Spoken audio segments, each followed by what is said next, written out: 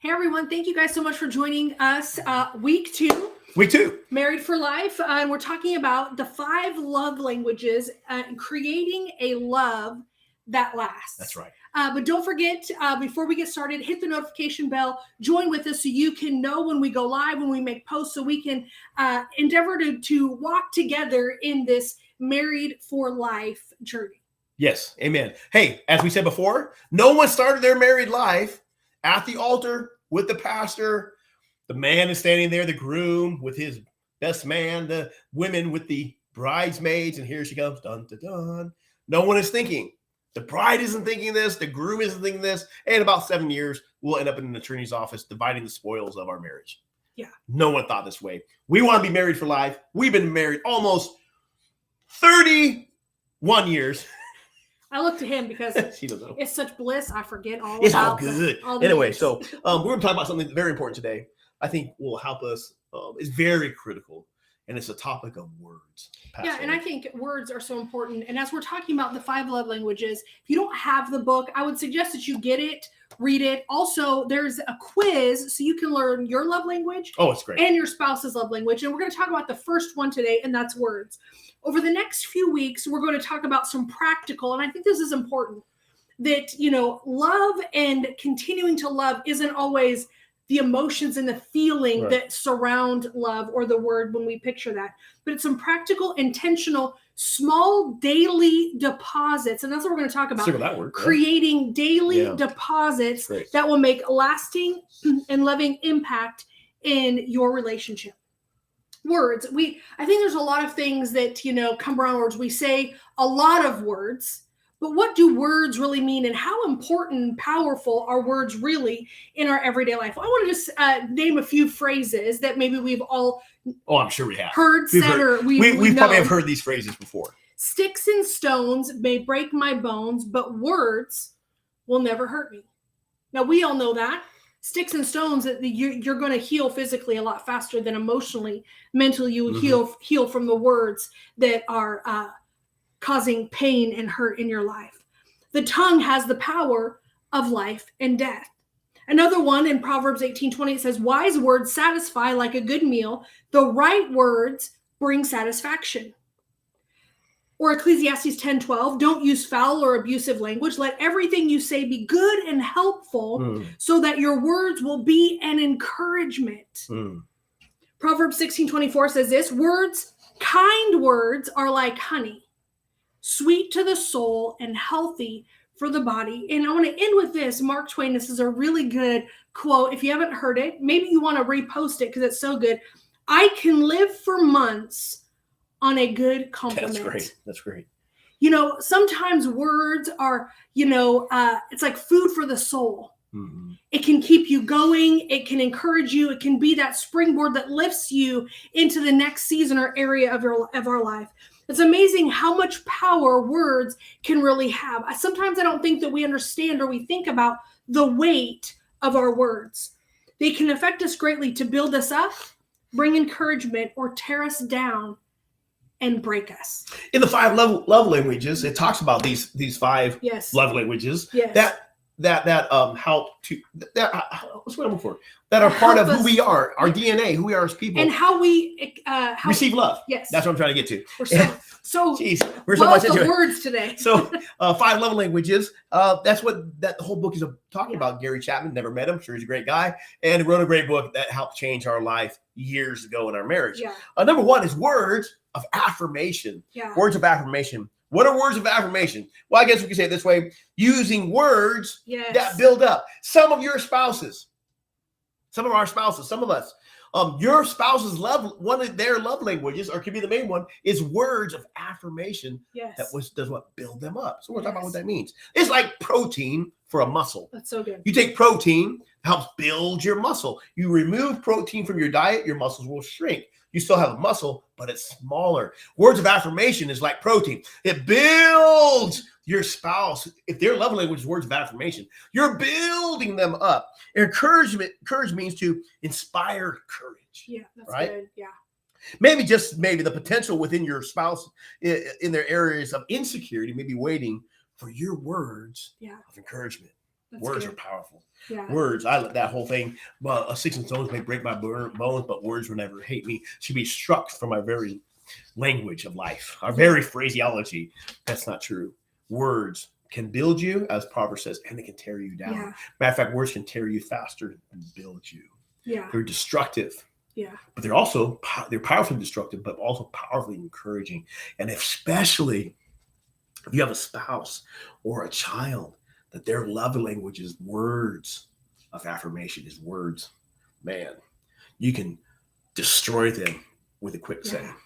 You can build them up with a quick saying. Encouragement requires empathy and seeing the world from your spouse's perspective. Of course, that takes time and willingness to do so. It's critical that we learn what is important to our spouses. Yeah. Only then can we really love them and encourage them the way they need it. See that word? The way they need it. All this is about is discovering what that person needs. Because if you're giving that person the things that they need, it is reciprocal by nature. Yeah.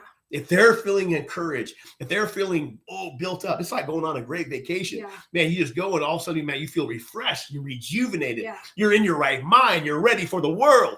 That's what happens when you're using the very gifts that God has given them, or the language, so to speak, that God has given them to help them to feel built up. It reminds me what Jesus says when the woman will leave their family, the wife will leave their family, the woman will leave their family, and they will join the husband, and the two become one. Yeah. The greatest thing to do in marriage is learn what that means to become one. Is more than just sex. Though sex is great. Last week we used the line in the song "Faithfully" by Journey, and I want to remind us here: I get the joy of rediscovering you. Yeah. We've been together now over 34 years. Yeah. Hard to believe, but it's true. Yeah. Over 34 years. 34 years of now really learning how to rediscover each other. Our relationship with our spouse is better approached as a lifelong discovery. Yeah. Okay, discovering and rediscovering of each other. Yeah. Learning and growing as we connect physically, emotionally, intellectually, and we say, etc., other ways, and learning how to love each other effectively is the key. If you learn the love language of your spouse, and usually there's usually one high dominant one, and even two can be pretty equal, but usually it's one high dominant one, and one is equal, is very close to be. There's usually two, at least for us. At least for us, we have two. Yeah. Anyways. No, which I think is good. So today we're talking about words and the importance of words and the weight and the heaviness of what our words carry. And we're talking about the first love language today, words of affirmation, as Jared so eloquently began to unpack and discover in our life. And maybe this is you need words, or maybe this is your spouse and you're like, words, they respond to words. And I think it's key and it's important that we take the quiz if you don't already know. But how do we then, now we know what words of affirmation is, how do we then put it into practice? Now, can I tell you, last week we talked about words being, or the love languages sometimes being like a foreign language. Mm-hmm. And you have to learn something, and that is difficult, something that's not natural to you. Words of affirmation isn't a natural thing to me. Now I can be encouraging, but intentionally thinking about it, words don't fuel me. Right. They don't. It's great. You tell me I'm beautiful, all these wonderful things, but it's not what drives me and how I feel loved. Now, that's what drives him, one of his love languages, and how he feels loved. So this is a journey that I have been on how to put this into practice. If it isn't your love language, this may be difficult, like I just said. It may feel a little bit like you're speaking a second language, but you can still learn and grow and discover this aspect of your spouse's life. Practical ways to fill your spouse's love tank, which is words of affirmation, being aware of how we say things. It's not always what we say, but it is in the manner in which we say them. Body language, tone of voice, so thinking about those things, beware of how we say things, how to practically put words of affirmation and creating it as an effective love language and something that builds up in your spouse's life. Be aware of how you say things. Number 2, not being forceful or demanding. Now, some of us, may be a little bit cut and dry. Just kind of like say it how you mean it, blatant and blunt. Who's that? I have no idea who I'm whoever you speak of this yes, person to be. Yes. But if this may be you, we are partners. And when we become demanding with our words, we become more parental in our relationship. If you're wondering why your spouse calls you mom or dad, that might be an indicator. Good point. That you're being a little forceful. Point well taken. Demanding. All right, Mom, let's go. Exactly. We don't want to come across as giving ultimatums. And sometimes when we're demanding, it comes across as giving ultimatums. Share your needs. And so how do you then say something that needs to be said without being demanding or feeling forceful? Share your needs and desires, not as a demand, but as a request. Another way that we can practically fill our spouse's love tank with words of affirmation, be specific. Yeah. Babe, you're amazing. And then you walk away. I affirmed him today. That's not necessarily what words of affirmation is. Be specific. Look for ways to encourage your spouse specifically. Tell them you love them, but also tell you what you love about them.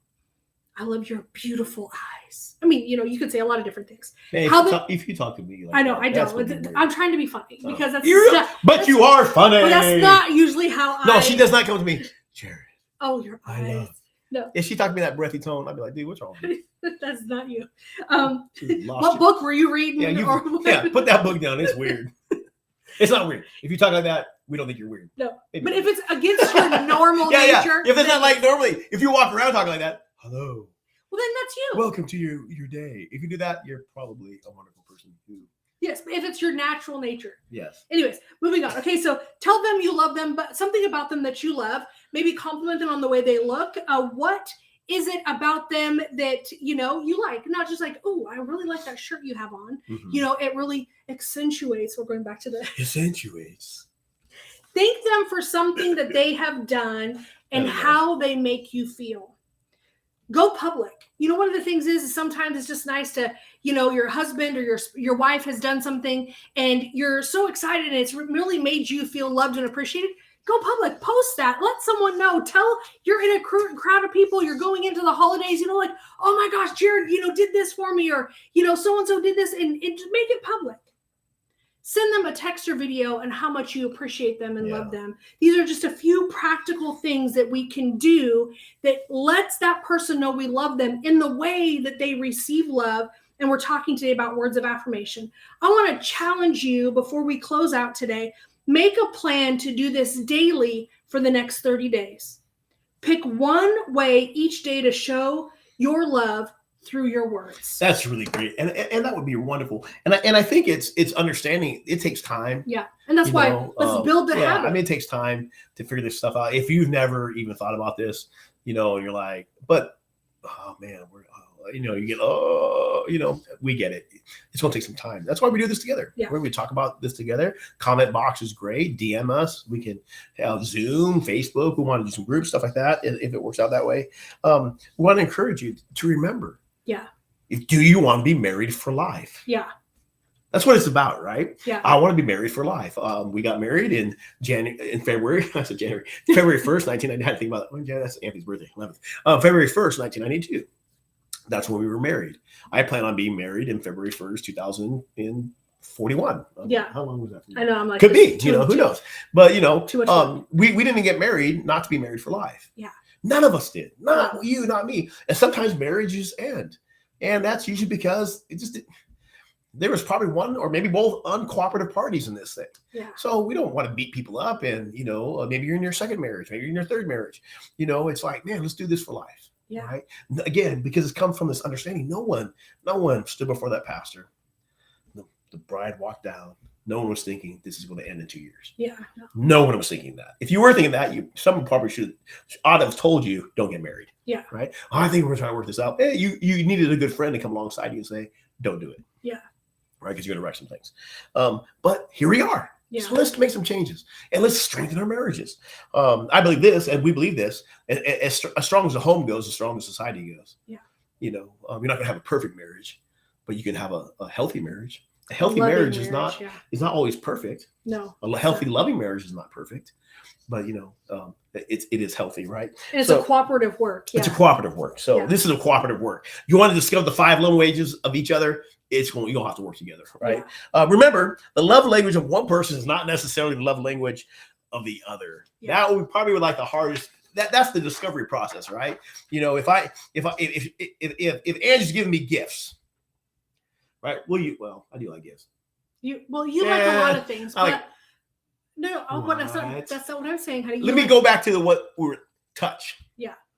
Angie's probably number one gift, love language is physical touch. Yeah. Right. That is not mine. Right. I try to get better at that, but it's just not. Yeah. It's not even close. Right. And so a lot of people in our churches are always surprised. Like I give them a hug. Pastor Jared, give me a hug. You're like, okay, sorry. But so if I have to remember that her number one love language is physical touch. And so we have worked on that over the last probably solid 10 years. Yeah. And so, because it's not mine. Over the next few weeks, we're going to do an in-depth teaching on the 5 love languages and then give you some practical applications on how to do it. So you can just discover what your love languages are. Take the quiz. I think there's going to be a link. Is there going to be a link? There'll be a link. Yeah. Take that. Do that at your leisure. And we'll see you back here next week. Peace. See ya.